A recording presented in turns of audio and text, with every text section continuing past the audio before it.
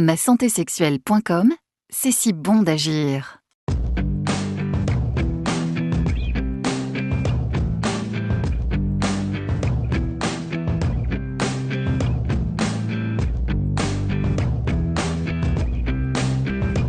Je dois entendre votre question davantage comme étant la sodomie est-elle une pratique sexuelle acceptable ou la sodomie est-elle une pratique sexuelle déviante Bon voilà.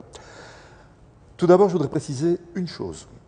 Le DSM-5, qui est donc le manuel de diagnostic et statistique des troubles mentaux, ne considère plus aucune pratique sexuelle, hormis la pédophilie, ne considère plus aucune pratique sexuelle comme déviante.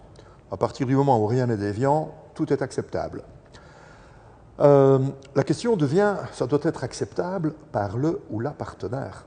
Parce qu'une sexualité épanouie, c'est avant tout une sexualité consensuelle, c'est-à-dire où les deux partenaires trouvent leur plaisir, trouvent leur moteur d'excitation et sont d'accord sur les pratiques sexuelles qui sont mises en place.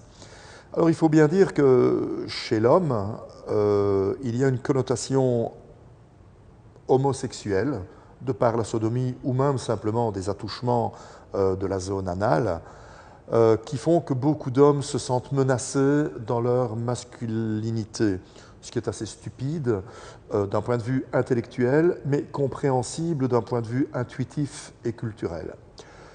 Pour ce qui concerne les femmes, certaines adorent ça, comme les hommes d'ailleurs, d'autres détestent parce qu'il y a également des connotations culturelles, morales, qui interviennent bien entendu sur la pratique.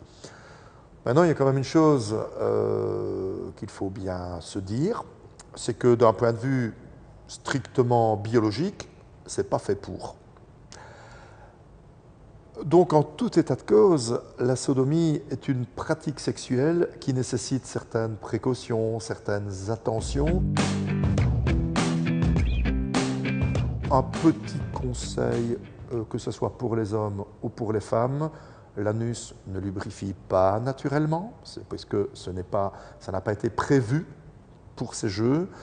Donc, on ne peut qu'inciter les personnes qui peuvent y trouver du plaisir, avant toute pénétration, d'utiliser des lubrifiants, soit à base d'eau, soit à base de silicone si on n'y est pas allergique. Les miracles du net font que si on tape lubrifiant sur Google, on va trouver immédiatement toute une série de sites de vente en ligne qui envoient ça dans des conditionnements parfaitement discrets et c'est même envoyé parfois par Amazon et donc votre facteur croira que c'est un livre.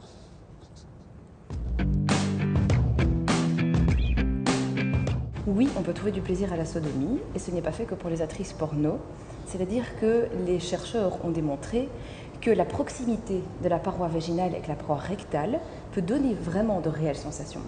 Après, le côté physiologique de la chose, ce qu'il y a également, c'est que l'idée même du fait que ça puisse être excitant, mais comprenez bien ce que je dis, c'est là où est toute l'importance, c'est que l'idée que ce soit excitant peut amener l'excitation. Et donc ça veut bien dire ce que ça veut dire. Il faut que la sodomie soit vue comme quelque chose d'excitant, non pas comme quelque chose qui fait peur, où on a l'impression qu'on va se retrouver une poche pour le reste de ses jours et qu'on va avoir extrêmement mal. Donc ça se prépare, éventuellement avec l'intromission de doigts, etc. Et après on peut passer au pénis et doucement, très doucement, progressivement. Mais clairement ce qui compte c'est aussi la manière dont on envisage la sodomie.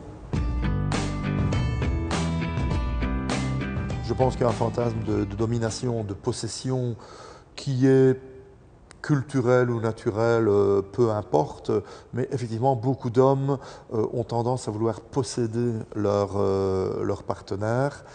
Et donc je pense que l'une des raisons pour lesquelles ça excite tant les hommes, c'est que surtout au début, évidemment, le sphincter anal serre très très fort, de manière plus intense que le vagin, mais que lorsque la partenaire s'y habitue, ce sphincter se détend. Et donc la pression n'est pas plus importante que celle du vagin. Et nombre d'hommes à ce moment-là ne sentent pratiquement plus la différence et s'en désintéressent.